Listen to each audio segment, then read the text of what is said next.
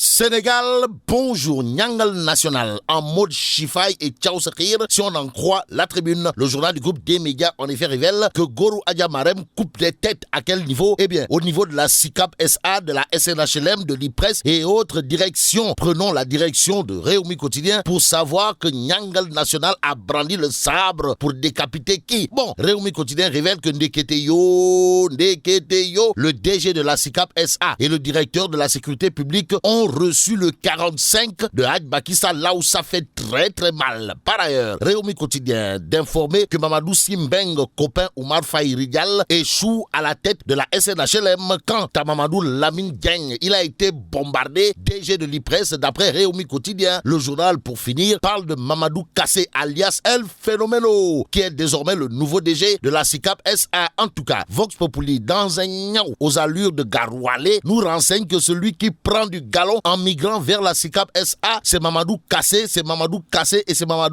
alias El Phénoméno. Que retenir d'autre d'après Vox Populi, sinon un fait à savoir, Amadou Lamine Dieng est le nouveau DG de l'IPRES. Quant à l'ancien DG, en l'occurrence Simbeng, il a finalement ramassé ses dents dans son bras de fer contre les retraités et le conseil d'administration. D'après Vox Populi, au journal de renseigner que Sawai, le désormais ex-DG de l'IPRES, a été envoyé à la retraite au niveau de la SNHLM, d'où le titre qui barre la une de l'As quotidien, à savoir Direction générale de l'IPRES, Maki et Vince Mamadou Simbeng, Cheikh Oumar Anne, assis sur des braises, si on en croit l'évidence. Le journal annonce des préavis de grève du SAES et entre autres effets d'annonce dans les universités publiques pour nous apprendre que ça sent pas bon. Alors là, pas du tout bon dans le tchaya de Maodo Anne. Bon, Cheikh Oumar Anne, puisque c'est de lui qu'il s'agit, va vers des problèmes supérieurs d'après l'évidence, en attendant de voir s'il sera question de choki fin ou de kher final entre les professeurs du supérieur et leur ministre de tutelle. 24 heures annonce un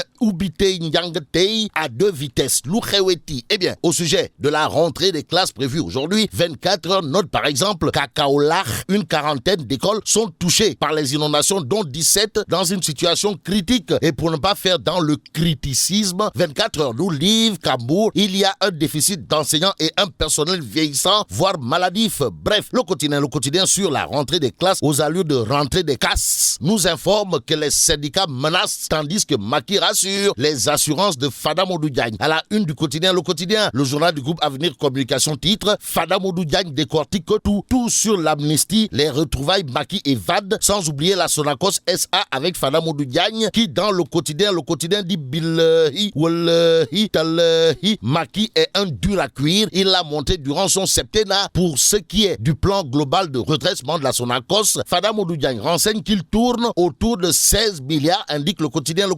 Au journal de souligner d'autres propos de monsieur le DG de la Sonacos SA, en l'occurrence Fada Modou Diagne, à savoir l'amnistie pour Khalifa et Karim ne doit pas être un préalable au dialogue. Bon, passons à Walf Quotidien qui, sur la présidentielle de 2024, révèle que Adjaratou Mimi Touré s'échauffe. En tout cas, Charles Gaïki Dien, mon confrère de Walf Quotidien, en veut pour preuve un fait loin d'être banal, à savoir Mimi se cherche une stature internationale. Actualité nationale avec Libération qui, sur le marché de l'eau, révèle SDE, État du Sénégal, la bataille suprême. Aussi, Libération sur l'affaire du TF 1451R annonce un sale temps en vue pour Sonko. Pourquoi? Eh bien, le quotidien toujours sur l'affaire des 94 milliards nous livre en tout cas que la plénière tranche aujourd'hui. Aujourd'hui, Direct Info titre après son accident, Cheikh Amar brise le silence pour dire quoi? Eh bien, Cheikh Amar dans Direct Info affirme être surpris par l'élan de solidarité manifesté par les Sénégalais. Aux Sénégalaises et aux Sénégalais, Cheikh Amar dans Direct Info dira: je rends grâce à Dieu, Serigne Touba, Serigne Saliou et Serigne Cheikh Saliou. Bon, terminons avec Dakar Times qui titre des agents des impôts et domaines dans la mafia. Il est question de quoi? Eh bien, Dakar Times parle de corruption et enrichissement illicite avec des sociétés civiles immobilières pour capter les fonds destinés aux expropriations. En tout cas, Bassirou Samba, directeur des impôts et domaines, est indexé d'après Direct Info qui retient ce matin que des agents des impôts et domaines sont dans une mafia sans précédent. Et là, mais la tidongue de. Wow, il faut nous dire. Bon, vive le Sénégal. Bon,